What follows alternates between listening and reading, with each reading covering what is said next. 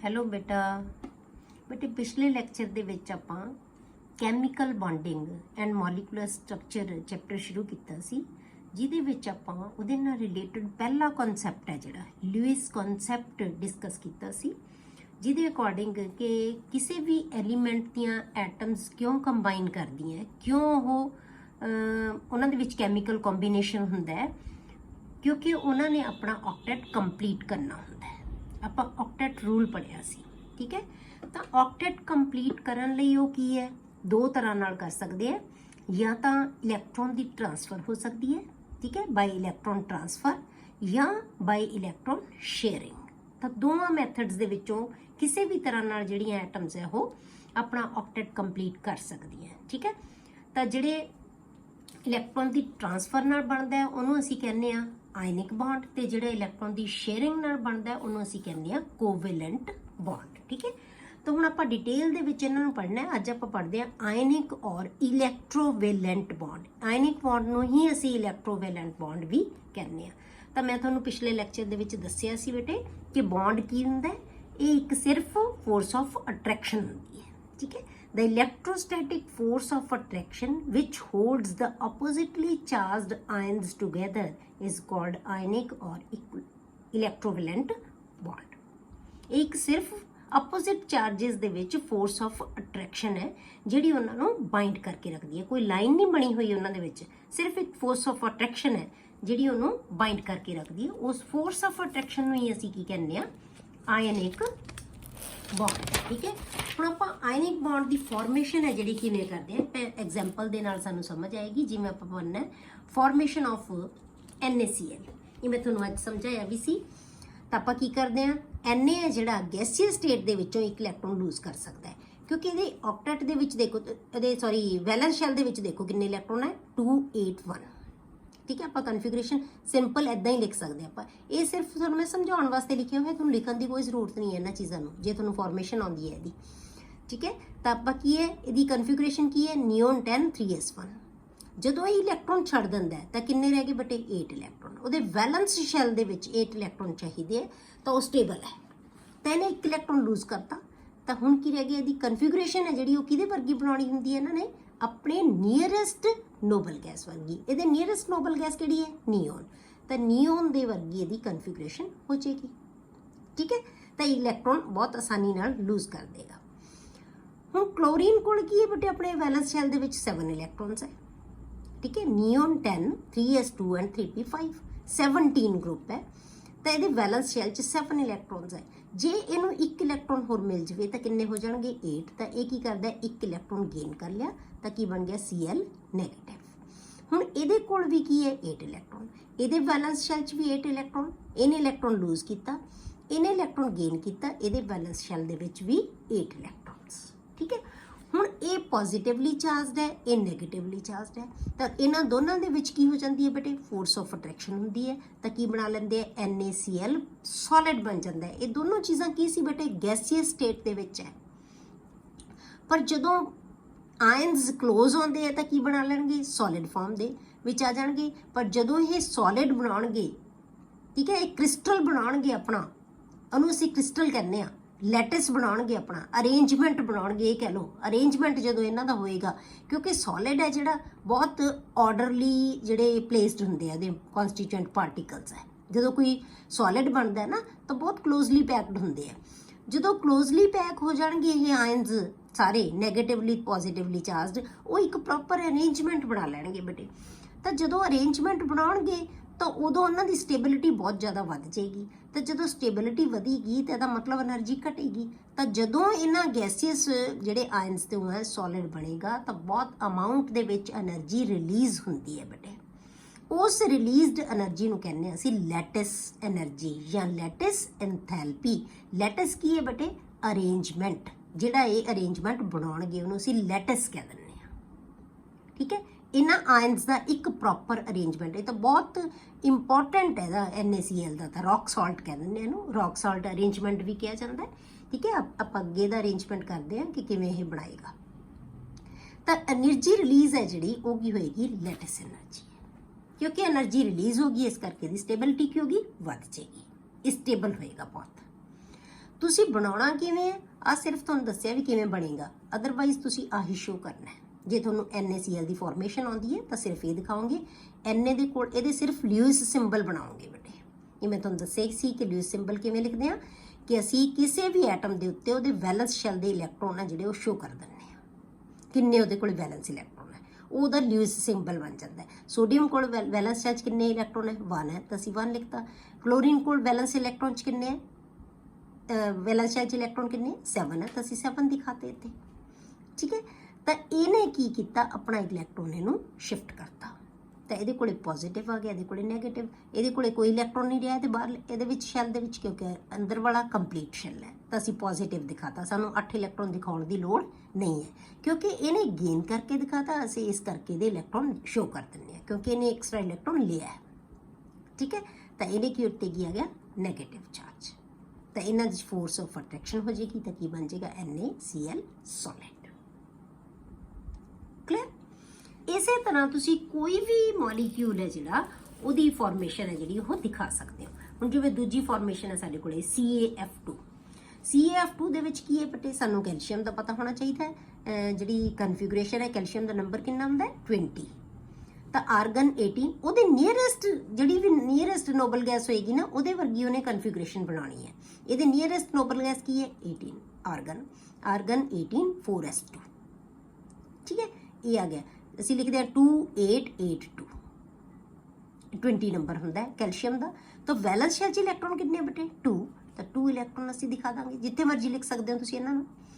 F2 ਹੈ ਬੇਟੇ, ਇਹਦੇ 'ਚ 2 F ਬਣਾ ਲਏ, ਹਰੇਕ F ਕੋਲ ਕਿੰਨੇ ਹੈ, 7 ਇਲੈਕਟ੍ਰੋਨਸ। ਹੈਲੋਜਨਸ ਕੋਲ 7, ਜਿਹੜੇ ਵੀ ਅਲਕਲੀ ਮੈਟਲਸ ਪਹਿਲੇ ਗਰੁੱਪ ਵਾਲੇ ਤੇ 17 ਹੈਲੋਜਨਸ, ਜਿਹੜੇ ਵੀ ਕੰਪਾਊਂਡ ਬਣਾਉਂਦੇ ਉਹ ਕੀ ਬਣਾਉਂਦੇ ਆ, ਆਇਨਿਕ ਕੰਪਾਊਂਡ ਬਣਾਉਂਦੇ ਆ, ਕਿਉਂਕਿ ਬਹੁਤ ਜਿਹੜੇ ਇਹ ਆ ਗਏ ਜਿਵੇਂ ਐਲਕਲਾਈਨ ਅਰਥ ਮੈਟਲ ਆ ਗਿਆ, ਇਹ ਬਹੁਤ ਆਸਾਨੀ ਨਾਲ ਇਲੈਕਟ੍ਰੋਨ ਦੇ ਸਕਦੇ ਆ ਬੇਟੇ, ਠੀਕ ਹੈ। ਉਹ ਜਿਵੇਂ ਇਹ ਹੈ, ਇਲੈਕਟ੍ਰੋਨ ਬਹੁਤ ਆਸਾਨੀ, ਬਹੁਤ ਘੱਟ ਆਇਨਾਈਜੇਸ਼ਨ ਐਂਥੈਲਪੀ ਹੁੰਦੀ ਹੈ ਇਹਨਾਂ ਦੀ, ਬਹੁਤ ਈਜ਼ੀਲੀ ਇਲੈਕਟ੍ਰੋਨ ਲੂਜ਼ ਕਰ ਦਿੰਦੇ ਆ। ਜੋ ਲੂਜ਼ ਕਰਦੇ ਆ ਤਾਂ ਇਹ ਬਹੁਤ ਈਜ਼ੀਲੀ ਗੇਨ ਕਰ ਲੈਂਦੇ ਆ। ਇਹਨਾਂ ਦੀ ਇਲੈਕਟ੍ਰੋਨ ਗੇਨ ਐਂਥੈਲਪੀ ਬਹੁਤ ਜ਼ਿਆਦਾ ਹੁੰਦੀ ਹੈ, ਨੈਗੇਟਿਵ ਵੈਲਿਊ ਇਹ ਬਹੁਤ ਜ਼ਿਆਦਾ ਹੁੰਦੀ ਹੈ, ਤਾਂ ਇਸ ਕਰਕੇ ਹਮੇਸ਼ਾ ਆਇਨਿਕ ਕੰਪਾਊਂਡ ਬਣਾਉਂਦੇ ਆ। ਇਹਦੀ એનર્ਜੀ ਫਿਰ ਵੀ ਵੱਧ ਜਾਂਦੀ ਹੈ, ਕਿਉਂਕਿ ਇਹਨੇ 2 ਇਲੈਕਟ੍ਰੋਨ ਛੱਡਣੇ ਆ। ਤਾਂ ਇਹਨੇ ਇਲੈਕਟ੍ਰੋਨ ਇੱਕ F ਨੂੰ 1 ਇਲੈਕਟ੍ਰੋਨ ਦਿੱਤਾ, ਦੂਸਰੇ F ਨੂੰ ਦੂਸਰਾ ਇਲੈਕਟ੍ਰੋਨ, ਦੋਨਾਂ ਦਾ ਆਕਟੇਟ ਕੀ ਹੋ ਗਿਆ ਬੇਟੇ, ਕੰਪਲੀਟ ਹੋ ਗਿਆ। ਇਹਦੇ ਕੋਲੇ ਕੀ ਨੈਗੇਟਿਵ ਆ ਗਿਆ, ਇਹਦੇ ਕੋਲੇ ਵੀ 8 ਇਲੈਕਟ੍ਰੋਨ ਹੋ ਗਏ, ਇਹਦੇ ਕੋਲੇ ਕੀ ਬਣ ਗਿਆ, 2 ਪੋਜ਼ਿਟਿਵ, ਕਿਉਂਕਿ ਇਹਨੇ 2 ਇਲੈਕਟ੍ਰੋਨ ਲੂਜ਼ ਕੀਤੇ ਤਾਂ 2 ਪੋਜ਼ਿਟਿਵ ਚਾਰਜ ਆ ਗਿਆ। ਇਹਨੇ 2 ਇਲੈਕਟ੍ਰੋਨ ਲੂਜ਼ ਕਰਤੇ, 2 8 8 ਵੈਲੈਂਸ ਸ਼ੈਲ 'ਚ 8 ਇਲੈਕਟ੍ਰੋਨ, ਇਹਦੇ ਕੀ ਹੋ ਗਿਆ 2 8, ਕਿਉਂਕਿ ਇਹਨੇ 1 ਇਲੈਕਟ੍ਰੋਨ ਗੇਨ ਕਰ ਲਿਆ। ਇਹਦਾ ਵੀ ਆਕਟੇਟ ਕੰਪਲੀਟ, ਇਹਦਾ ਵੀ ਆਕਟੇਟ ਕੰਪਲੀਟ, ਇਹਦਾ ਵੀ ਆਕਟੇਟ ਕੰਪਲੀਟ, ਦੋਨਾਂ ਦਾ, ਕੈਲਸ਼ੀਅਮ ਦਾ ਵੀ ਫਲੋਰੀਨ ਦਾ ਵੀ। ਤਾਂ ਇਹਨੇ ਕੀ ਬਣਾ ਲਿਆ, CaF2, ਇਹਦਾ ਵੀ ਇੱਕ ਪ੍ਰੋਪਰ ਸਟਰਕਚਰ ਬਣੇਗਾ। ਕਲੀਅਰ। ਹੁਣ ਜਿਵੇਂ ਅਗਲੀ ਫਾਰਮੇਸ਼ਨ ਆਫ ਮੈਗਨੀਸ਼ੀਅਮ ਆਕਸਾਈਡ, ਬਿਲਕੁਲ ਸੇਮ ਆਏਗਾ। ਹੁਣ ਇਹਦੇ ਵਿੱਚ ਇੱਕੋ ਹੀ ਸਪੀਸ਼ੀਜ਼ ਸਾਡੇ ਕੋਲ ਹੈ, Mg ਵੀ ਇੱਕ ਹੈ, O ਵੀ ਇੱਕ ਹੈ। Mg ਕੋਲ ਕਿੰਨੇ ਇਲੈਕਟ੍ਰੋਨ ਹੈ ਬੇਟੇ, 2। ਸੋਡੀਅਮ ਤੋਂ ਬਾਅਦ ਮੈਗਨੀਸ਼ੀਅਮ ਆਉਂਦਾ ਹੈ, 12 ਨੰਬਰ ਹੁੰਦਾ ਹੈ, 282 ਵੈਲੈਂਸ ਸ਼ੈਲ 'ਚ 2 ਇਲੈਕਟ੍ਰੋਨ। ਆਕਸੀਜਨ ਕੋਲ ਵੈਲੈਂਸ ਸ਼ੈਲ 'ਚ 2 6 ਇਲੈਕਟ੍ਰੋਨ, ਇਹਨੂੰ 2 ਚਾਹੀਦੇ ਆ ਤਾਂ ਆਕਟੇਟ ਕੰਪਲੀਟ ਹੋ ਗਿਆ। ਜੇ ਇਹ 2 ਛੱਡ ਦੇਗਾ ਤਾਂ ਇਹਦਾ ਆਕਟੇਟ ਕੰਪਲੀਟ ਰਹਿ ਜਾਏਗਾ ਪਿੱਛੇ। ਤਾਂ ਦੋਨਾਂ ਨੇ ਆਪਣੀ ਨੋਬਲ ਗੈਸ ਵਰਗੀ ਕਨਫੀਗਰੇਸ਼ਨ ਬਣਾਉਣੀ ਹੈ, ਠੀਕ ਹੈ। ਤਾਂ ਇਹਨੇ ਕੀ ਕੀਤਾ, 1 ਇਲੈਕਟ੍ਰੋਨ, ਇਹ ਆਪਣੇ ਦੋਨੋਂ ਦੇ ਦੋਨੋਂ ਇਲੈਕਟ੍ਰੋਨ ਕਿਹਨੂੰ ਦਿੱਤੇ, ਇੱਕੋ ਹੀ ਆਕਸੀਜਨ ਨੂੰ, ਕਿਉਂਕਿ ਇਹਨੂੰ 2 ਇਲੈਕਟ੍ਰੋਨ ਚਾਹੀਦੇ ਸੀ। ਤਾਂ 2 ਇਲੈਕਟ੍ਰੋਨ ਗੇਨ ਕਰਨ ਨਾਲ ਇਹਦੇ ਕੋਲੇ 2 ਨੈਗੇਟਿਵ ਆ ਗਿਆ। ਜਿੰਨੇ ਇਲੈਕਟ੍ਰੋਨ ਕੋਈ ਸਪੀਸ਼ੀਜ਼ ਗੇਨ ਕਰ ਲਈ ਹੈ ਉਨੇ ਨੈਗੇਟਿਵ ਚਾਰਜ ਆਏਗਾ, ਜਿੰਨਾ ਕੋਈ ਸਪੀਸ਼ੀਜ਼ ਕਿੰਨੇ ਇਲੈਕਟ੍ਰੋਨ ਲੂਜ਼ ਕਰਦੀ ਹੈ ਉਹਨਾਂ ਉਹਦੇ ਕੋਲੇ ਪੋਜ਼ਿਟਿਵ। ਇਹ ਕੋਈ ਨਵੀਂ ਚੀਜ਼ ਨਹੀਂ ਬੇਟੇ, ਤਾਂ ਬਹੁਤ ਆਇਨਸ ਆਪਾਂ ਬਣਾਉਣੇ ਆ ਪਹਿਲਾਂ ਵੀ, ਠੀਕ ਹੈ। ਤਾਂ ਕੀ ਹੋਏਗਾ, 2 8 ਕਨਫੀਗਰੇਸ਼ਨ, 8 ਇਲੈਕਟ੍ਰੋਨਸ ਆ ਗਏ ਇਹਦੇ ਵੈਲੈਂਸ ਸ਼ੈਲ 'ਚ। ਇਹਦੇ ਕੋਲ ਜਿਹੜੇ ਹੈਗੇ 2 ਗੇਨ ਕਰਕੇ 8 ਬਣਾ ਲਏ, ਇਹਦੀ ਵੈਲੈਂਸ ਸ਼ੈਲ ਦੇ ਵਿੱਚ ਵੀ ਕੀ ਹੋ ਗਏ 8 ਇਲੈਕਟ੍ਰੋਨਸ। ਤਾਂ ਇਹਨੇ ਕੀ ਬਣਾ ਲਿਆ, MgO ਸੋਲਿਡ ਬਣਾ ਲੈਣਾ ਇਹਨੇ ਵੀ, ਠੀਕ ਹੈ। ਹੁਣ ਆਪਾਂ ਬੇਟੇ ਜਿੰਨੇ ਇਲੈਕਟ੍ਰੋਨ ਕੋਈ ਸਪੀਸ਼ੀਜ਼ ਲੂਜ਼ ਕਰਦੀ ਹੈ ਜਾਂ ਗੇਨ ਕਰਦੀ ਹੈ ਉਹਨੂੰ ਕੀ ਕਹਿੰਦੇ ਆਪਾਂ, ਉਹਦੀ ਇਲੈਕਟ੍ਰੋਵੈਲੈਂਸੀ। ਤਾਂ ਉਹਨੂੰ ਕੀ ਕਿਹਾ ਜਾਂਦਾ ਹੈ, ਇਲੈਕਟ੍ਰੋਵੈਲੈਂਸੀ। ਇਲੈਕਟ੍ਰੋਵੈਲੈਂਸੀ ਕੀ ਹੈ, ਦ number of electrons which an atom loses or gains in the formation of ionic bond। ਜਦੋਂ ਆਇਨਿਕ ਬੌਂਡ ਬਣਦਾ ਹੈ ਤਾਂ ਕਿੰਨੇ ਇਲੈਕਟ੍ਰੋਨ ਕੋਈ ਸਪੀਸ਼ੀਜ਼ ਲੂਜ਼ ਕਰਦੀ ਹੈ, ਕਿੰਨੇ ਇਲੈਕਟ੍ਰੋਨ ਕੋਈ ਸਪੀਸ਼ੀਜ਼ ਗੇਨ ਕਰਦੀ ਹੈ, ਉਹਨੂੰ ਅਸੀਂ ਕਹਿੰਦੇ ਹਾਂ ਉਹਦੀ ਇਲੈਕਟ੍ਰੋਵੈਲੈਂਸੀ, ਠੀਕ ਹੈ। ਔਰ number of unit charges on the ion, ਇਹਨੇ 2 ਇਲੈਕਟ੍ਰੋਨ ਲੂਜ਼ ਕੀਤੇ, ਇਹਦਾ 2 ਪੋਜ਼ਿਟਿਵ ਚਾਰਜ ਆ ਗਿਆ। ਇਹਨੇ 2 ਇਲੈਕਟ੍ਰੋਨ ਗੇਨ ਕੀਤੇ, 2 ਨੈਗੇਟਿਵ ਚਾਰਜ ਆ ਗਿਆ। मतलब कि ਜਾਂ ਕਿ ਜਿੰਨਾ ਉਹਦੇ ਕੋਲੇ ਪੋਜ਼ਿਟਿਵ ਚਾਰਜ ਹੈ ਉਹਦੀ ਇਲੈਕਟ੍ਰੋਵੈਲੈਂਸੀ ਹੈ, ਜਿੰਨਾ ਨੈਗੇਟਿਵ ਚਾਰਜ ਹੈ ਉਹਦੀ ਇਲੈਕਟ੍ਰੋਵੈਲੈਂਸੀ ਹੈ, ਜਾਂ ਜਿੰਨੇ ਇਲੈਕਟ੍ਰੋਨ ਇਹਨੇ ਲੂਜ਼ ਕੀਤੇ ਉਹਦੀ ਇਲੈਕਟ੍ਰੋਵੈਲੈਂਸੀ ਹੈ, ਜਿੰਨੇ ਇਲੈਕਟ੍ਰੋਨ ਗੇਨ ਕੀਤੇ ਇਹਦੀ ਇਲੈਕਟ੍ਰੋਵੈਲੈਂਸੀ ਹੈ।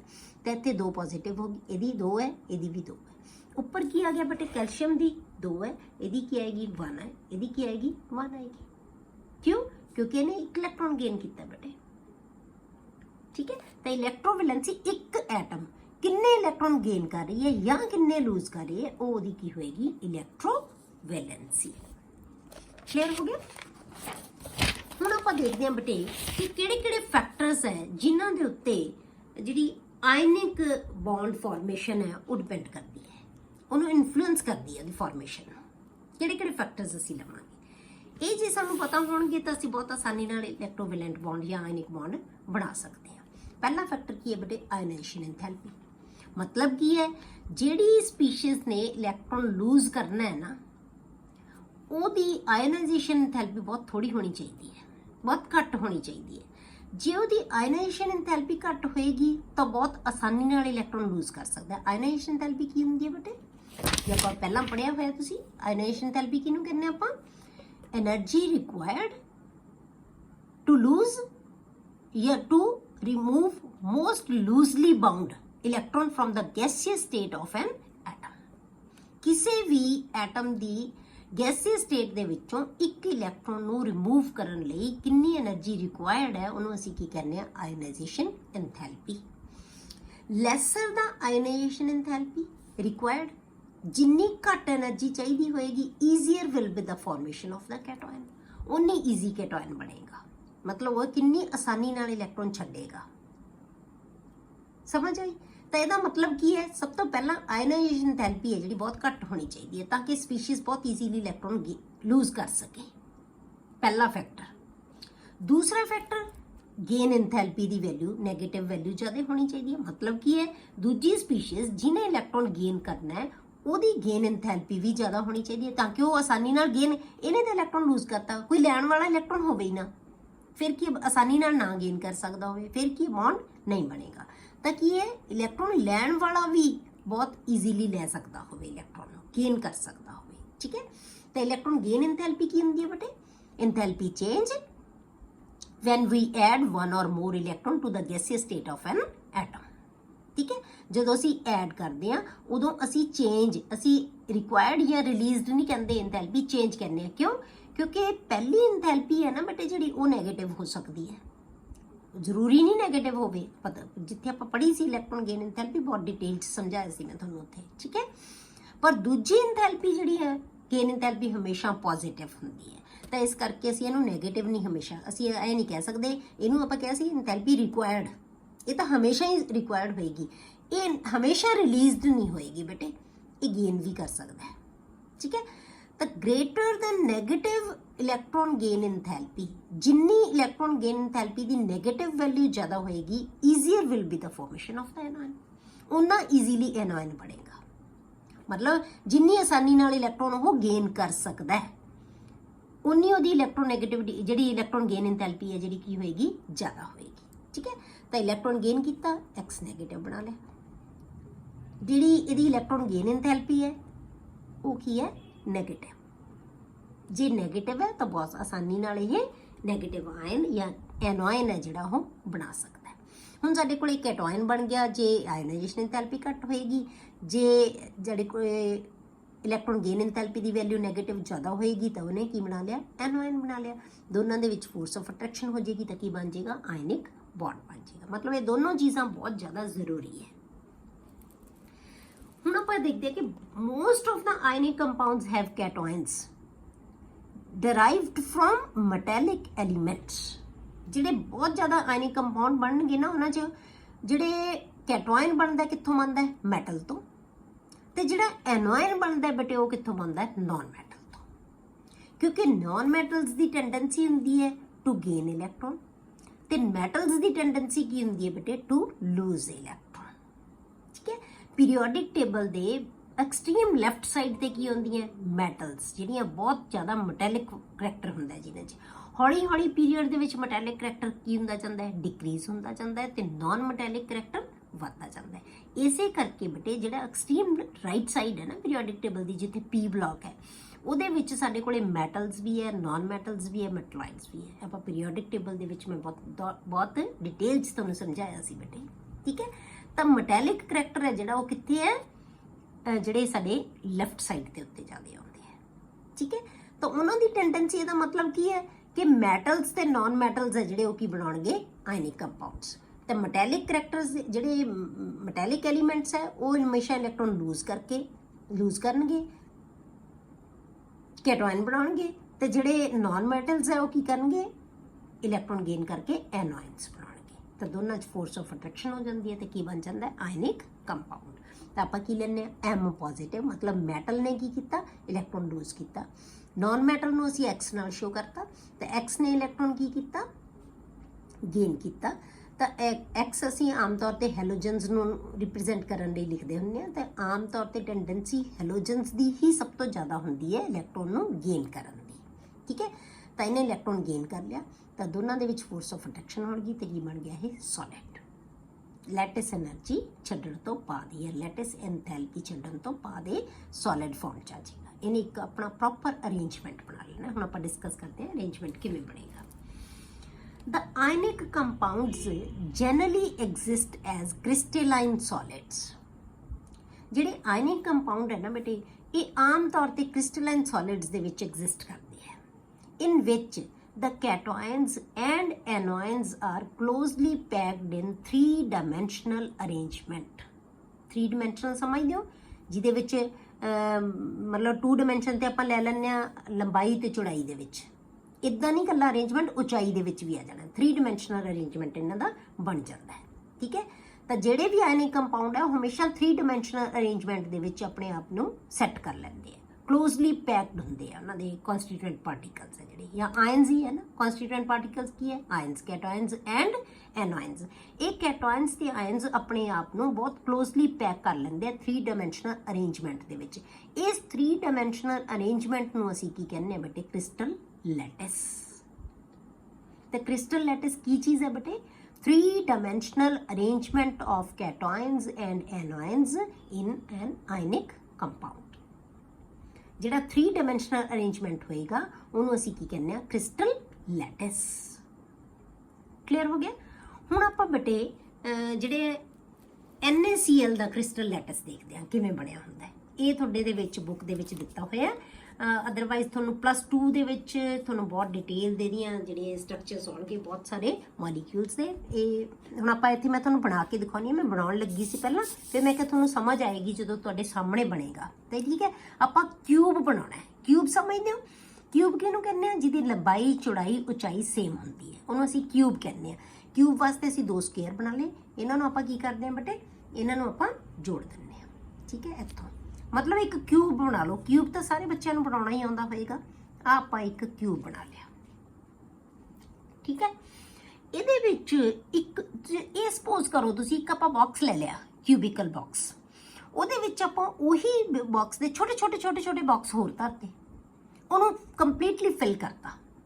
ਜਿਹੜਾ ਇੱਕ ਛੋਟਾ ਬਾਕਸ ਹੈ ਨਾ, ਉਹੀ ਇਹਦੇ ਚ ਬਾਰ-ਬਾਰ ਰਿਪੀਟ ਹੋ ਕੇ ਇੱਕ ਵੱਡਾ ਬਾਕਸ ਬਣਾ ਲਿਆ। ਉਹਨੂੰ ਅਸੀਂ ਕਹਿ ਦਿੰਦੇ ਆ ਕ੍ਰਿਸਟਲ ਲੈਟਿਸ। ਤਾਂ ਜਿਹੜਾ ਛੋਟਾ ਬਾਕਸ ਹੈ ਨਾ, ਉਹਨੂੰ ਅਸੀਂ ਕਹਿੰਦੇ ਆ ਯੂਨਿਟ ਸੈੱਲ। ਤਾਂ ਹੁਣ ਇਹ ਕਿੰਨੇ ਸਾਰੇ ਯੂਨਿਟ ਸੈੱਲਸ ਤੋਂ ਮਿਲ ਕੇ ਬਣਿਆ ਹੋਇਆ ਹੁੰਦਾ ਹੈ। ਮਤਲਬ ਬਾਰ-ਬਾਰ ਰਿਪੀਟ ਹੋਈ ਜਾਂਦੀਆਂ ਉਹੀ ਚੀਜ਼ਾਂ, ਬਾਰ-ਬਾਰ ਰਿਪੀਟ ਹੋ ਕੇ ਇੱਕ ਪ੍ਰੋਪਰ 3 ਮਤਲਬ ਇਸ ਪਾਸੇ ਵੀ ਲੰਬਾਈ 'ਚ ਵੀ ਜਾਏਗਾ ਉਹੀ ਬਾਕਸ, ਚੌੜਾਈ 'ਚ ਵੀ ਜਾਏਗਾ ਉਹੀ ਬਾਕਸ, ਉਚਾਈ 'ਚ ਵੀ ਆਏਗਾ ਬਾਕਸ। ਛੋਟੇ ਬਾਕਸ ਅਸੀਂ ਟਿਕਾਉਂਦੇ ਜਾਵਾਂਗੇ ਤਾਂ ਇੱਕ ਵੱਡਾ ਸਾਡੇ ਕੋਲੇ ਕੀ ਹੈ, ਬਾਕਸ ਬਣ ਜਾਣਾ, ਜਿਹਨੂੰ ਅਸੀਂ ਇਹਨੇ ਪ੍ਰੋਪਰ ਅਰੇਂਜਮੈਂਟ ਬਣਾ ਲਿਆ, ਠੀਕ ਹੈ। ਤਾਂ ਹੁਣ ਆਪਾਂ ਕੀ ਕਰਾਂਗੇ, ਇਹਨਾਂ ਸਾਰਿਆਂ ਨੂੰ ਅਸੀਂ ਕੀ ਕਰ ਦਿੰਦੇ ਆ, ਡਿਵਾਈਡ ਕਰ ਦਿੰਦੇ ਆ, ਹਾਫ ਬਣਾ ਦਿੰਦੇ ਆ ਵਿਚਾਲੋਂ। ਜਿਵੇਂ ਆਪਾਂ ਕੀ ਕੀਤਾ, ਇਹਨੂੰ ਵੀ ਇਹਦੇ ਵੀ 2 ਪਾਰਟ ਕਰਤੇ, ਇੱਥੋਂ ਵੀ ਆਪਾਂ ਇਹਦੇ 2 ਪਾਰਟ ਕਰਤੇ, ਇਹਦੇ ਵੀ ਆਪਾਂ 2 ਪਾਰਟ ਕਰਤੇ, ਇਹਦੇ ਵੀ। ਸਾਰੇ ਬਾਕਸਿਸ ਨੂੰ ਆਪਾਂ ਕੀ ਹੈ 2 ਪਾਰਟਸ ਦੇ ਵਿੱਚ ਡਿਵਾਈਡ ਕਰ ਦੋ। ਮਤਲਬ ਇਹ ਚਾਰੇ ਸਾਈਡਾਂ, ਆਹ ਹੋ ਗਈ ਸਾਈਡ, ਆਹ ਹੋ ਗਈ, ਇਹ ਹੋ ਗਈ ਹੈਗੀ। ਹੁਣ ਬਾਕੀ ਸਾਈਡਾਂ, ਉੱਪਰ ਵਾਲੀ ਸਾਈਡ ਨੂੰ ਵੀ ਆਪਾਂ 2 ਹਿੱਸੇ ਕਰ ਦੋ, ਇਹਦੇ 'ਚ ਵੀ 2 ਕਰਤੇ ਅਸੀਂ। ਇਹਦੇ ਹਰੇਕ ਜਿਹੜਾ ਇਹਦਾ ਫੇਸ ਹੈ ਨਾ, ਉਹਨੂੰ ਹਰੇਕ ਨੂੰ ਡਿਵਾਈਡ ਕਰਦੇ ਜਾਓ। ਜੇ ਤੁਸੀਂ ਇਹਨੂੰ ਬਣਾਓਗੇ ਤਾਂ ਇਹਦੇ ਦੂਜੇ ਜਿਹੜੇ ਪਾਰਟ ਆ ਉਹ ਆਪਣੇ ਆਪ ਹੀ ਡਿਵਾਈਡ ਹੋ ਜਾਣਗੇ, ਠੀਕ ਹੈ। ਤਾਂ ਆਪਾਂ ਕੀ ਹੈ ਇਹਨਾਂ ਨੂੰ ਡਿਵਾਈਡ ਕਰਦੇ ਜਾਵਾਂਗੇ। ਕਲੀਅਰ। ਹੁਣ ਇਹਨੂੰ ਸੈਂਟਰ ਚੋਂ ਇਹਦੇ ਨਾਲ ਇੱਥੋਂ ਮਿਲਾਉਣਾ ਇਹਦੇ ਨਾਲ, ਠੀਕ ਹੈ। ਇਹਨੂੰ ਅਸੀਂ ਇਹਦੇ ਨਾਲ ਮਿਲਾ ਦਾਂਗੇ। ਕਲੀਅਰ ਹੋ ਗਿਆ। ਹੁਣ ਕੀ ਹੈ ਬੇਟੇ, ਆਪਾਂ ਕੈਟਾਇਨ ਤੇ ਐਨਾਇਨ ਨੂੰ ਡਿਸਟਿੰਗੁਇਸ਼ ਕਰਨ ਲਈ ਸਾਨੂੰ ਪਤਾ ਹੈ ਕਿ ਕੈਟਾਇਨ ਦਾ ਸਾਈਜ਼ ਆਪਣੀ ਐਟਮ ਨਾਲੋਂ ਹਮੇਸ਼ਾ ਕੀ ਹੁੰਦਾ ਬੇਟੇ, ਛੋਟਾ ਹੁੰਦਾ ਹੈ। ਤਾਂ ਅਸੀਂ ਕੈਟਾਇਨ ਨੂੰ ਜਿਹੜਾ ਅਸੀਂ ਲਿਖਾਂਗੇ, ਜਿਵੇਂ ਮੈਂ ਆਪਾਂ ਇਹ ਡਾਟ ਨਾਲ ਤਾਂ ਅਸੀਂ ਕਿਹਨੂੰ ਸ਼ੋ ਕਰਾਂਗੇ, ਕੈਟਾਇਨ ਨੂੰ, ਠੀਕ ਹੈ। ਤੇ ਆਪਾਂ ਵੱਡੇ ਡਾਟ ਨਾਲ ਕਿਹਨੂੰ ਲਿਖਾਂਗੇ, ਐਨਾਇਨ, ਕਿਉਂਕਿ ਐਨਾਇਨ ਦਾ ਸਾਈਜ਼ ਕੀ ਹੁੰਦਾ ਬੇਟੇ, ਵੱਡਾ ਹੁੰਦਾ ਹੈ, ਕੈਟਾਇਨ ਦਾ ਸਾਈਜ਼ ਛੋਟਾ ਹੁੰਦਾ ਹੈ। ਤਾਂ ਤੁਸੀਂ ਜਿਵੇਂ ਮਰਜ਼ੀ ਲਿਖ ਸਕਦੇ ਹੋ, ਠੀਕ ਹੈ। ਆਪਾਂ ਇਹਨੂੰ ਬਣਾ ਲਿਆ, ਸਪੋਜ਼ ਕਰੋ ਇਹ ਆ ਗਿਆ ਇੱਥੇ। ਹੁਣ ਵੱਡਾ ਜਿਹੜਾ ਕੈਟਾਇਨ ਹੈ ਉਹ ਕੀ ਹੈ ਬੇਟੇ, ਜੇ ਆਪਾਂ NaCl ਦਾ ਬਣਾ ਰਹੇ ਹਾਂ, ਕੈਟਾਇਨ ਕੀ ਹੈ, Na ਨੂੰ ਰਿਪਰੈਜ਼ੈਂਟ ਕਰ ਰਿਹਾ, Na ਪੋਜ਼ਿਟਿਵ ਨੂੰ, ਤੇ ਐਨਾਇਨ ਕੀ ਹੈ, Cl ਨੈਗੇਟਿਵ ਨੂੰ, ਠੀਕ ਹੈ। ਆ ਸਪੋਜ਼ ਕਰੋ ਇਹ ਆ ਗਿਆ ਤੁਹਾਡੇ ਕੋਲੇ Cl ਆ ਗਿਆ, ਇਹ Na ਆ ਗਿਆ, ਇਹ Cl ਆ ਗਿਆ, ਇਹ Na, ਇੱਕ ਇੱਕ ਆਈ ਜਾਏਗਾ, ਠੀਕ ਹੈ। ਇਹ ਆ ਗਿਆ, ਫਿਰ ਇੱਥੋਂ ਆ ਜਾਏਗਾ, ਇਹ ਆ ਗਿਆ, ਫਿਰ ਇਹ ਕੈਟਾਇਨ, ਇਹ ਐਨਾਇਨ, ਇਹ ਕੈਟਾਇਨ, ਇਹ ਐਨਾਇਨ, ਇਹ ਕੈਟਾਇਨ। ਆਪਣੇ ਆਪ ਹੀ ਅੰਦਰ ਜਿਵੇਂ ਮਰਜ਼ੀ ਤੁਸੀਂ ਲਿਖਦੇ, ਇੱਥੋਂ ਇਹ ਐਨਾਇਨ ਹੈ, ਇਹ ਕੈਟਾਇਨ ਆ ਜਾਏਗਾ, ਇੱਥੇ ਫਿਰ ਕੀ ਆਏਗਾ, ਐਨਾਇਨ, ਇੱਥੇ ਕੀ ਆਏਗਾ, ਕੈਟਾਇਨ, ਇੱਥੇ ਕੀ ਆਏਗਾ, ਐਨਾਇਨ, ਇੱਥੇ ਕੀ ਆਏਗਾ, ਠੀਕ ਹੈ, ਇਹ ਕੀ ਆਏਗਾ, ਕੈਟਾਇਨ। ਇਸ ਤੋਂ ਬਾਅਦ ਇੱਥੇ ਆਪਾਂ ਇੱਥੇ ਦੇਖੀਏ, ਇਹ ਕੀ ਸੀਗਾ, ਕੈਟਾਇਨ, ਇੱਥੇ ਕੀ ਆਏਗਾ, ਐਨਾਇਨ, ਇਹ ਕੀ ਹੈ, ਕੈਟਾਇਨ, ਠੀਕ ਹੈ। ਜਦੋਂ ਹੁਣ ਆਪਾਂ ਇੱਥੋਂ ਇਹਨੂੰ ਨਹੀਂ ਆਪਾਂ ਸੈਂਟਰ ਚੋਂ ਕੀਤਾ, ਇਹਨੂੰ ਵੀ ਆਪਾਂ ਸੈਂਟਰ ਚੋਂ ਇੱਦਾਂ ਕਰਨਾ ਹੈ, ਤਾਂ ਹੀ ਕਿਊਬਸ ਪੂਰਾ ਕਿਊਬ ਬਣੇਗਾ ਨਾ। ਆ ਛੋਟਾ ਦੇਖੋ, ਹੁਣ ਤੁਸੀਂ ਬਾਕਸ ਇੱਕ ਤੁਹਾਨੂੰ ਆ ਕਿਊਬ ਨਜ਼ਰ ਆ ਰਿਹਾ ਹੈ, ਠੀਕ ਹੈ। ਇੱਥੇ ਆਪਾਂ ਜੇ ਆ ਲਾਈਏ, ਇੱਥੇ ਕੈਟਾਇਨ, ਇੱਥੇ ਕੀ ਆਏਗਾ, ਐਨਾਇਨ, ਨਾ ਕੈਟਾਇਨ ਸੌਰੀ, ਇਹ ਕੀ ਆਏਗਾ, ਐਨਾਇਨ, ਠੀਕ ਹੈ। ਹੁਣ ਕੀ ਰਹਿ ਗਿਆ, ਇੱਥੇ ਆ ਗਿਆ, ਇਹ ਕੈਟਾਇਨ ਆ ਗਿਆ, ਇਹ ਐਨਾਇਨ, ਇਹ ਕੀ ਆ ਗਿਆ, ਕੈਟਾਇਨ। ਸਾਰੇ ਕੰਪਲੀਟ ਹੋ ਗਏ। ਹੁਣ ਇੱਥੋਂ ਦੇਖੋ ਤੁਸੀਂ ਕੀ ਹੈ, ਜੇ ਤੁਸੀਂ ਦੇਖੋ ਇਹਨੂੰ ਧਿਆਨ ਨਾਲ ਦੇਖੋ, ਆ ਇੱਕ ਬਾਕਸ ਬਣ ਗਿਆ, ਇਹ ਇੱਕ ਕਿਊਬ ਬਣ ਗਿਆ, ਇਹ ਵੀ ਕਿਊਬ ਬਣ ਗਿਆ। ਇਹ ਨੀਚੇ ਦੇਖੋ ਆ ਕਿਊਬ ਅੱਡ ਹੈ, ਜਿਵੇਂ ਤੁਸੀਂ ਇਹਨੂੰ ਇਹਦਾ ਇੱਕ ਫੇਸ ਆ ਗਿਆ, ਆ ਇਹਦਾ ਦੂਜਾ ਫੇਸ ਆ ਗਿਆ, ਆ ਕਿਊਬ ਜਿਵੇਂ ਆਪਾਂ ਬਣਾਇਆ ਸੀ, ਇਹ ਸਾਰਾ ਪੂਰਾ ਕਿਊਬ ਬਣ ਗਿਆ ਨਾ ਬੇਟੇ।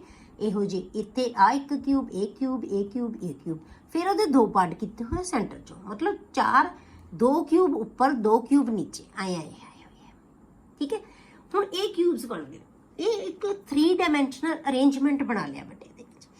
ਹੁਣ ਹਰੇਕ Cl ਹੈ ਨਾ, ਜਿਹੜਾ Cl ਹੈ ਜਿਹੜਾ ਉਹ 6 ਸੋਡੀਅਮ ਨਾਲ ਅਟੈਚ ਹੋਇਆ ਹੋਇਆ, ਹਰੇਕ ਸੋਡੀਅਮ 6 Cl ਨਾਲ ਅਟੈਚ ਹੋਇਆ ਹੋਇਆ, ਮਤਲਬ ਇੱਕ ਇਸ ਸਟਰਕਚਰ ਦੇ ਵਿੱਚ ਪ੍ਰੋਪਰ NaCl ਦੇ ਸਟਰਕਚਰ, ਹਰੇਕ 'ਚ ਨਹੀਂ ਜ਼ਰੂਰੀ ਇਹੀ ਹੁੰਦਾ, ਪਰ ਇਹਦੇ ਵਿੱਚ ਪ੍ਰੋਪਰ।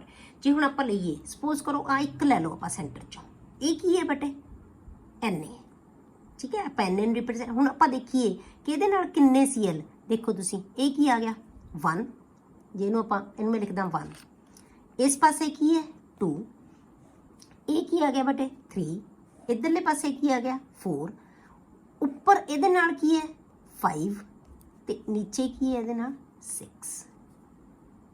ਸਮਝ ਗਏ ਕੀ ਹੈ, ਆ ਗਿਆ, ਇਹ ਆ ਗਿਆ, ਇਹ ਆ ਗਿਆ, ਇਹ ਆ ਗਿਆ, ਇੱਥੋਂ ਇਹਦੇ ਨਾਲ, ਇੱਥੋਂ ਇਹਦੇ ਨਾਲ, ਮਤਲਬ ਕੀ ਹੈ ਇਸੇ ਤਰ੍ਹਾਂ ਬਾਕੀ ਸਾਰੇ ਵੀ ਕੀ ਹੈ 6 ਨਾਲ ਅਟੈਚ ਹੋਣਗੇ।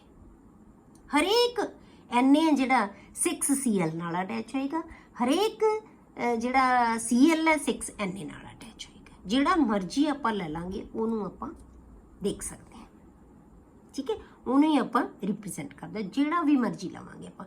ਹੁਣ ਆਪਾਂ ਇੱਥੇ ਲੈ ਲਿਆ, ਆ ਜਿਹੜੇ ਲੈ ਲਈਏ ਆਪਾਂ, ਇਹ ਕੀ ਹੈ, ਇਹ NaCl ਹੈ, ਇਹ ਕਿੰਨੇ ਸੋਡੀਅਮ ਨਾਲ ਅਟੈਚ ਹੈ ਬੇਟੇ, ਇੱਕ ਇੱਥੇ ਆ ਗਿਆ, ਆ 1 ਆ ਗਿਆ, ਇਹ 2 ਆ ਗਿਆ, ਇਹ 3 ਆ ਗਿਆ, ਇਹ 4 ਆ ਗਿਆ, ਇਹ 5 ਆ ਗਿਆ। ਅਗਲਾ ਜਿਹੜਾ ਬਾਕਸ ਆਏਗਾ ਨਾ ਬੇਟੇ ਇੱਥੋਂ, ਜਦੋਂ ਆਪਾਂ, ਕਿਉਂਕਿ ਇਹਨੂੰ ਆਪਾਂ ਮਤਲਬ ਕੀ ਹੈ, ਇਹਨੂੰ ਅਸੀਂ ਐਕਸਟੈਂਡ ਹੀ ਕਰਦੇ ਜਾਵਾਂਗੇ ਨਾ, ਜੇ ਆਪਾਂ ਇਹਦਾ ਹੋਰ ਬਾਕਸ ਬਣਾ ਦਾਂਗੇ, ਇਹਨੂੰ ਆਪਾਂ ਹੋਰ ਬਾਕਸ ਜੇ ਬਣਾਈਏ ਇਹਦੇ ਨਾਲ, ਤਾਂ ਫਿਰ ਕੀ ਹੋਏਗਾ, ਉੱਥੋਂ ਕੀ ਹੈ ਉਹਦੇ ਨਾਲ ਅਟੈਚ ਹੋ ਜਾਏਗਾ, ਉਧਰਲੇ ਪਾਸੇ ਵੀ ਜਾਏਗਾ, ਠੀਕ ਹੈ, ਤਾਂ 6 ਹੋ ਜਾਏਗਾ। ਮਤਲਬ ਕਿ ਹਰੇਕ ਹੈ ਜਿਹੜਾ ਉਹ 6 ਦੇ ਨਾਲ ਅਟੈਚ ਹੁੰਦਾ ਜਾਏਗਾ, ਠੀਕ ਹੈ। ਇਹਨੂੰ ਆਪਾਂ ਬਣਾਉਣ ਦੀ ਲੋੜ ਨਹੀਂ ਹੈ, ਆਪਾਂ ਹੀ ਦਿਖਾਵਾਂਗੇ। ਆ ਜਿਹੜੇ ਤੁਹਾਡੇ ਕੋਲੇ ਆ ਗਏ 6 ਦੇ ਨਾਲ ਅਟੈਚ ਹੋ ਗਿਆ, ਠੀਕ ਹੈ। ਇਹ ਆ ਗਿਆ ਤੁਹਾਡੇ ਕੋਲੇ NaCl ਦਾ ਸਟਰਕਚਰ, ਕਿ ਕਿਵੇਂ ਇਹਨਾਂ ਦਾ 3 ਡਾਇਮੈਂਸ਼ਨਲ ਅਰੇਂਜਮੈਂਟ ਹੈ ਜਿਹੜਾ ਉਹ ਬਣਦਾ ਹੈ, ਠੀਕ ਹੈ। ਉਸ ਤੋਂ ਬਾਅਦ ਬੇਟੇ ਆਪਾਂ ਕੀ ਦੇਖਦੇ ਹਾਂ, in ionic compounds the sum of electron gain enthalpy and the ionization enthalpy may be positive। ठीक है, ਜਿਹੜੀ ਇਲੈਕਟ੍ਰੋਨ ਗੇਨ ਐਂਥੈਲਪੀ ਮਤਲਬ ਆਪਾਂ ਕੀ ਦੱਸਿਆ ਸੀ ਬੇਟੇ, ਇਹ ਦੋ ਚੀਜ਼ਾਂ, ਇੱਕ ਨੇ ਇਲੈਕਟ੍ਰੋਨ ਲੂਜ਼ ਕਰਨਾ ਹੈ, ਇੱਕ ਨੇ ਇਲੈਕਟ੍ਰੋਨ ਗੇਨ ਕਰਨਾ ਹੈ। ਇਹ ਤਾਂ ਹਮੇਸ਼ਾ એનર્ਜੀ ਪੋਜ਼ਿਟਿਵ ਹੀ ਹੋਏਗੀ, ਇਹ ਨੈਗੇਟਿਵ ਹੁੰਦੀ ਹੈ। ਜੇ ਆਪਾਂ ਦੋਨਾਂ ਨੂੰ ਜੋੜ ਵੀ ਦਈਏ ਨਾ, ਠੀਕ ਹੈ, ਜੇ ਨੈਟ એનર્ਜੀ ਸਾਡੇ ਕੋਲੇ ਪੋਜ਼ਿਟਿਵ ਆ ਜਾਵੇ, ਇਹ ਪੋਜ਼ਿਟਿਵ ਹੈ, ਇਹ ਨੈਗੇਟਿਵ ਹੈ। ਜੇ ਸਾਨੂੰ ਜੋੜਨ ਨਾਲ ਵੀ ਮਤਲਬ ਇਹਦੀ ਅਮਾਉਂਟ ਜ਼ਿਆਦਾ ਹੋਵੇ ਇਹਦੇ ਨਾਲੋਂ, ਤਾਂ ਸਾਡੇ ਕੋਲੇ ਨੈਟ ਅਮਾਉਂਟ ਕੀ ਆ ਜਾਏਗੀ ਬੇਟੇ, ਪੋਜ਼ਿਟਿਵ ਹੀ ਆਏਗੀ ਨਾ ਫਿਰ। ਠੀਕ ਹੈ, ਦੋਨਾਂ ਨੂੰ ਜੋੜਾਂਗੇ ਜਦੋਂ ਅਸੀਂ, ਤਾਂ ਫਿਰ ਨੈਟ ਅਮਾਉਂਟ ਕੀ ਹੈ, ਜੇ ਇਹਦੀ ਅਮਾਉਂਟ ਇਹਦੇ ਕੰਪੈਰੀਟਿਵਲੀ ਜ਼ਿਆਦਾ ਹੈ ਤਾਂ ਫਿਰ ਨੈਟ ਅਮਾਉਂਟ ਸਾਡੇ ਕੋਲੇ ਕੀ ਆ ਜਾਣੀ ਹੈ ਬੇਟੇ, ਪੋਜ਼ਿਟਿਵ ਆ ਜਾਏਗੀ। ਜੇ ਸਾਡੇ ਕੋਲੇ ਪੋਜ਼ਿਟਿਵ ਵੀ ਆ ਜਾਵੇ, ਠੀਕ ਹੈ, the ionization enthalpy may be positive but still the crystal structure gets stabilized, ਫਿਰ ਵੀ stabilize ਹੋ ਜਾਂਦਾ ਹੈ। ਮਤਲਬ ਕਿ ਆਪਾਂ ਕੀ ਕਹਿ ਰਹੇ ਹਾਂ ਕਿ ਜੇ ਅਸੀਂ ਕਿਹਾ ਕਿ ਇਹਦੇ ਵਾਸਤੇ ਅਸੀਂ ਇਲੈਕਟ੍ਰੋਨ એનર્ਜੀ ਦੇਣੀ ਪੈਣੀ ਹੈ, ਸਾਨੂੰ ਇਹਦੇ ਵਾਸਤੇ એનર્ਜੀ ਲੂਜ਼ ਹੋ ਜਾਏਗੀ, ਤਾਂ ਇਲੈਕਟ੍ਰੋਨ ਸਟੇਬਲ ਮਤਲਬ ਜਿਹੜੀ ਕੰਪਾਊਂਡ ਹੈ ਉਹ ਸਟੇਬਲ ਹੋ ਜਾਂਦਾ ਹੈ। ਫਿਰ ਸਟੇਬਲ ਕਿਉਂ ਹੋ ਜਾਂਦਾ ਹੈ, ਜੇ ਸਾਨੂੰ એનર્ਜੀ ਦੇਣੀ ਹੀ ਪਏਗੀ। ਜੇ ਆਪਾਂ ਕਹਤਾ ਕਿ ਨੈਟ એનર્ਜੀ ਸਾਡੇ ਕੋਲੇ ਪੋਜ਼ਿਟਿਵ ਆ ਗਈ, ਮਤਲਬ ਅਸੀਂ એનર્ਜੀ ਦੇ ਰਹੇ ਹਾਂ, ਫਿਰ ਵੀ ਜਿਹੜਾ ਕੰਪਾਊਂਡ ਹੈ ਨਾ ਉਹ ਸਟੇਬਲ ਹੋ ਜਾਂਦਾ ਹੈ। ਹੁਣ ਮੈਂ ਤੁਹਾਨੂੰ ਪਿੱਛੇ ਦੱਸਿਆ ਸੀ ਉਹ ਸਟੇਬਲ ਕਿਉਂ ਹੁੰਦਾ ਹੈ, ਕਿਉਂਕਿ ਜਦੋਂ ਵੀ ਆਇਨਸ ਕਲੋਜ਼ ਆਉਂਦੇ ਆ ਤਾਂ ਉਹਦੇ ਵਿੱਚੋਂ એનર્ਜੀ ਹਮੇਸ਼ਾ ਰਿਲੀਜ਼ ਹੁੰਦੀ ਹੈ। ਉਸ ਰਿਲੀਜ਼ ਨੂੰ એનર્ਜੀ ਨੂੰ ਆਪਾਂ ਕੀ ਕਿਹਾ ਸੀ ਬੇਟੇ, ਲੈਟਿਸ એનર્ਜੀ। ਤਾਂ ਇਹ ਲੈਟਿਸ એનર્ਜੀ ਹੈ ਜਿਹੜੀ ਇਹਨੂੰ ਸਟੇਬਲਾਈਜ਼ ਕਰ ਦਿੰਦੀ ਹੈ। ਭਾਵੇਂ ਉਹਨਾਂ ਦੋਨਾਂ ਦਾ ਸਮ, ਕਿ ਇੱਕ ਨੇ ਸਪੀਸ਼ੀਜ਼ ਨੇ ਇਲੈਕਟ੍ਰੋਨ ਲੂਜ਼ ਕੀਤਾ, ਦੂਜੀ ਸਪੀਸ਼ੀਜ਼ ਨੇ ਇਲੈਕਟ੍ਰੋਨ ਗੇਨ ਕੀਤਾ, ਤਾਂ ਦੋਨਾਂ ਦਾ ਸਮ ਬੇਸ਼ੱਕ ਸਾਡੇ ਕੋਲੇ ਪੋਜ਼ਿਟਿਵ ਵੀ ਆ ਜਾਵੇ, ਤਾਂ ਵੀ ਜਿਹੜਾ ਕ੍ਰਿਸਟਲ ਹੈ ਨਾ ਉਹ ਸਟੇਬਲਾਈਜ਼ ਹੋ ਜਾਂਦਾ ਹੈ due to the energy released in the formation of the crystal lattice. ਕਿਉਂਕਿ ਜਦੋਂ ਉਹਨੇ ਆਪਣਾ ਪ੍ਰੋਪਰ ਅਰੇਂਜਮੈਂਟ ਬਣਾਉਣਾ ਹੈ ਨਾ ਬੇਟੇ, ਉਦੋਂ ਫਿਰ ਉਹਦੇ ਕੋਲ એનર્ਜੀ ਰਿਲੀਜ਼ ਹੋ ਜਾਂਦੀ ਹੈ। ਉਸ ਰਿਲੀਜ਼ਡ એનર્ਜੀ ਨੂੰ ਅਸੀਂ ਕੀ ਕਹਿ ਦਿੰਦੇ ਹਾਂ, ਲੈਟਿਸ એનર્ਜੀ। ਠੀਕ ਹੈ, ਤਾਂ ਹੁਣ ਆਪਾਂ ਲੈਟਿਸ એનર્ਜੀ ਪੜ੍ਹਦੇ ਹਾਂ ਕੀ ਹੈ, ਇਹਨੂੰ ਬਹੁਤ ਡਿਟੇਲ 'ਚ ਆਪਾਂ ਲੈਟਿਸ એનર્ਜੀ ਨੂੰ ਕਿਵੇਂ ਕੈਲਕੂਲੇਟ ਕਰਦੇ ਹਾਂ, ਇਹ ਆਏਗਾ ਬੇਟੇ ਤੁਹਾਡੇ ਕੋਲੇ ਥਰਮੋਡਾਇਨਾਮਿਕਸ ਚੈਪਟਰ ਦੇ ਵਿੱਚ। ਇਹ ਬਹੁਤ ਡਿਟੇਲ ਆਪਾਂ ਪੜਾਂਗੇ। ਆਪਾਂ ਇਹਨੂੰ ਕੈਲਕੂਲੇਟ ਕਰਨ ਦਾ ਮੈਥਡ ਵੀ ਹੁੰਦਾ ਬੌਰਨ-ਹੈਬਰ ਸਾਈਕਲ, ਜਿਹੜਾ ਆਪਾਂ ਡਿਟੇਲ ਦੇ ਵਿੱਚ ਇਸ ਚੈਪਟਰ 'ਚ ਨਹੀਂ ਕਰਨਾ, ਆਪਾਂ ਥਰਮੋਡਾਇਨਾਮਿਕਸ ਦੇ ਵਿੱਚ ਪੜਾਂਗੇ। ਉੱਥੇ ਆਪਾਂ ਸਾਰੀਆਂ એનર્ਜੀ ਚੇਂਜਸ ਹੀ ਪੜਾਂਗੇ ਉਸ ਚੈਪਟਰ ਦੇ ਵਿੱਚ। ਠੀਕ ਹੈ, the energy released when 1 mole of crystalline solid is formed by combination of oppositely charged ions is called lattice energy। ਮਤਲਬ ਕਿ NaCl ਦਾ ਜਦੋਂ ਇੱਕ ਮੋਲ NaCl ਦਾ ਮਤਲਬ ਜਿਹਦੇ ਵਿੱਚ ਐਵੋਗੈਡਰੋ ਨੰਬਰ ਆਫ ਆਇਨਸ ਹੈ, ਐਵੋਗੈਡਰੋ ਨੰਬਰ ਆਫ Na ਆਇਨਸ ਹੈ, ਐਵੋਗੈਡਰੋ ਨੰਬਰ ਆਫ Cl ਆਇਨਸ, ਦੋਨੋਂ ਮਿਲ ਕੇ ਕੀ ਬਣਾਉਣਗੇ, ਇੱਕ ਮੋਲ NaCl, ਉਹ ਮੋਲੀਕਿਊਲ ਬਣ ਜਾਏਗਾ। ਠੀਕ ਹੈ, ਪਹਿਲਾਂ ਕੀ ਹੈ ਸਾਡੇ ਕੋਲੇ ਆਇਨਸ ਹੈ, ਆਇਨਸ ਮਿਲ ਕੇ ਕੀ ਬਣਾ ਦੇਣਗੇ, ਮੋਲੀਕਿਊਲ। ਹੁਣ ਉਦੋਂ ਜਦੋਂ ਇੱਕ ਮੋਲ ਸੋਡੀਅਮ ਬਣੇਗਾ ਨਾ, ਸੋਡੀਅਮ ਕਲੋਰਾਈਡ ਬਣੇਗਾ, ਉਦੋਂ ਜਿੰਨੀ એનર્ਜੀ ਰਿਲੀਜ਼ ਹੋਏਗੀ ਉਹਦੇ ਬਣਨ ਨਾਲ, ਉਹਨੂੰ ਅਸੀਂ ਕਹਿੰਦੇ ਹਾਂ ਲੈਟਿਸ ਐਂਥੈਲਪੀ। ਜਦੋਂ ਉਹਨੇ ਆਪਾਂ ਪ੍ਰੋਪਰ ਜਿਹੜਾ ਆਪਾਂ ਆ ਅਰੇਂਜਮੈਂਟ ਬਣਾਇਆ ਹੈ, ਇਸ ਅਰੇਂਜਮੈਂਟ ਦੇ ਬਣਨ ਨਾਲ ਜਿੰਨੀ એનર્ਜੀ ਰਿਲੀਜ਼ ਕੀਤੀ ਹੈ ਉਹਨੇ ਇੱਕ ਮੋਲ ਦਾ ਜਦੋਂ ਬਣੇਗਾ, ਮਤਲਬ ਕਿ ਐਵੋਗੈਡਰੋ ਨੰਬਰ ਆਫ ਪਾਰਟੀਕਲਸ ਦਾ ਜਦੋਂ ਬਣੇਗਾ, ਉਦੋਂ ਜਿੰਨੀ એનર્ਜੀ ਰਿਲੀਜ਼ ਹੁੰਦੀ ਹੈ ਉਹਨੂੰ ਕੀ ਕਹਿੰਦੇ ਹਾਂ ਅਸੀਂ, ਲੈਟਿਸ ਐਂਥੈਲਪੀ। ਫਿਰ ਜੇ ਬੇਟੇ ਅਸੀਂ ਇੱਕ ਮੋਲ NaCl ਬਣਾ ਲਿਆ, ਤਾਂ ਜੇ ਅਸੀਂ ਉਹਨੂੰ ਤੋੜਨਾ ਹੈ ਤਾਂ ਉਹਨੂੰ ਉਸ ਤੋੜਨ ਨੂੰ, ਸਟਰਕਚਰ ਨੂੰ, ਉਸ ਢਾਂਚੇ ਨੂੰ ਖਤਮ ਕਰਨ ਵਾਸਤੇ ਸਾਨੂੰ ਫਿਰ ਉਨੀ ਹੀ એનર્ਜੀ ਸਾਨੂੰ ਦੇਣੀ ਪਏਗੀ। ਕਲੀਅਰ ਹੋ ਗਈ ਚੀਜ਼? ਉਨੀ એનર્ਜੀ ਦੇਵਾਂਗੇ, ਫਿਰ ਅਸੀਂ ਲੈਟਿਸ ਐਂਥੈਲਪੀ ਨੂੰ ਦੂਜੀ ਫਾਰਮ ਦੇ ਵਿੱਚ ਵੀ ਡਿਫਾਈਨ ਕਰ ਸਕਦੇ ਹਾਂ। The energy required to completely separate 1 mole of solid ionic compound into gaseous constituent ions is called lattice enthalpy। ਜੇ ਅਸੀਂ ਫਿਰ ਉਹਨੂੰ ਤੋੜਨਾ, ਸਾਰੀਆਂ ਫੋਰਸਿਸ ਨੂੰ ਅਸੀਂ ਤੋੜਨਾ, ਉਹਦੇ ਵਿੱਚੋਂ ਸਾਰੇ ਅਰੇਂਜਮੈਂਟ ਨੂੰ ਤੋੜ ਦੇਣਾ, ਤਾਂ ਉਦੋਂ ਫਿਰ ਜਿੰਨੀ એનર્ਜੀ ਅਸੀਂ ਦੇਵਾਂਗੇ ਉਹਨੂੰ ਅਸੀਂ ਕਹਿੰਦੇ ਲੈਟਿਸ ਐਂਥੈਲਪੀ। ਇਹਦਾ ਮਤਲਬ ਕੀ ਹੈ ਬੇਟੇ, ਜਿੰਨੀ એનર્ਜੀ ਇਹ ਜ਼ਿਆਦਾ ਰਿਲੀਜ਼ ਹੋਏਗੀ ਉਨਾ ਬੌਂਡ ਸਟਰੋਂਗ ਬਣੇਗਾ। ਕਿਉਂ? ਕਿਉਂਕਿ ਉਨੀ ਹੀ ਜ਼ਿਆਦਾ એનર્ਜੀ ਉਹਨੂੰ ਤੋੜਨ ਵਾਸਤੇ ਸਾਨੂੰ ਦੇਣੀ ਪੈਣੀ ਹੈ। ਇਹਦਾ ਮਤਲਬ ਕੀ ਹੈ, ਕਿਹੜਾ ਬੌਂਡ ਜ਼ਿਆਦਾ ਸਟਰੋਂਗ ਬਣੇਗਾ, ਜਿਹੜਾ એનર્ਜੀ ਜ਼ਿਆਦਾ ਛੱਡੇਗਾ ਬਣਨ ਵੇਲੇ। ਜਿੰਨੀ એનર્ਜੀ ਛੱਡੇਗਾ ਉਨਾ ਬੌਂਡ ਸਟਰੋਂਗ ਹੋਏਗਾ, ਉਨੀ, ਕਿਉਂਕਿ ਸਟਰੋਂਗ ਉਹੀ ਬੌਂਡ ਹੋਏਗਾ ਜਿਹਨੂੰ ਤੋੜਨ ਵਾਸਤੇ ਜ਼ਿਆਦਾ એનર્ਜੀ ਚਾਹੀਦੀ ਹੈ। ਤਾਂ ਉਹਨੂੰ ਤੋੜਨ ਵਾਸਤੇ ਸਾਨੂੰ ਕੀ ਹੈ, ज़्यादा एनर्जी चाहिए होएगी। ठीक है, तो आप ये एनर्जी ने दोवां तरह नाल आप डिफाइन इनू कर सकते हैं। एनर्जी रिक्वायर्ड भी है, energy required to break the bond, energy released when 1 mole of lattice is formed. तो जो 1 मोल लैटिस ਨੂੰ ਅਸੀਂ ब्रेक करना है उदों जिन्नी एनर्जी रिक्वायर्ड है तो ਉਹਨੂੰ ਅਸੀਂ ਕੀ करना है लैटिस एंथैल्पी। दोनों तरह ਨਾਲ ਤੁਸੀਂ ਇਹਨੂੰ डिफाइन कर सकते हो। ठीक है, it is not possible to calculate lattice enthalpy directly. ਅਸੀਂ ਇਹਨੂੰ डायरैक्टली नहीं कैलकुलेट कर सकते कदे भी।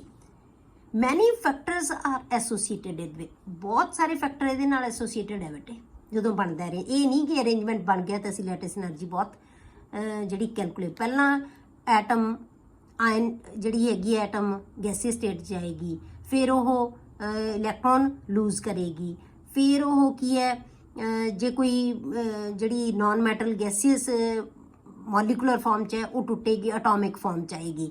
ਹਰੇਕ ਤਰ੍ਹਾਂ ਦੀ ਅਲੱਗ-ਅਲੱਗ ਤਰ੍ਹਾਂ ਦੀ એનર્ਜੀ, ਕੋਈ એનર્ਜੀ ਰਿਕੁਆਇਰਡ ਹੋਏਗੀ, ਕੋਈ એનર્ਜੀ ਰਿਲੀਜ਼ ਹੋਏਗੀ, ਮਤਲਬ ਬੜੇ ਤਰ੍ਹਾਂ ਦੀਆਂ ਐਂਥੈਲਪੀਜ਼ ਇਹਦੇ ਵਿੱਚ ਕਾਊਂਟ ਹੋਣਗੀਆਂ ਤਾਂ ਜਾ ਕੇ ਸਾਡੇ ਕੋਲੇ ਲੈਟਿਸ ਐਂਥੈਲਪੀ ਆਏਗੀ। ਠੀਕ ਹੈ, ਤਾਂ ਬਹੁਤ ਸਾਰੇ ਫੈਕਟਰਸ ਇਹਦੇ ਨਾਲ ਐਸੋਸੀਏਟ ਹੁੰਦੇ ਆ। Greater the magnitude of the, वैसे याद है इस चैप्टर च की रखना है, greater the magnitude of lattice enthalpy more will be the stability of the ionic compound. ठीक है, हुण ये डिपेंड किहदे ते करेगी बेटे, smaller the size, Jinnah size छोटा होएगा greater will be the lattice energy, उन्नी एनर्जी ज़्यादा होएगी, उन्नी एनर्जी ज़्यादा छड्डेगा जिन्ना छोटा साइज होएगा।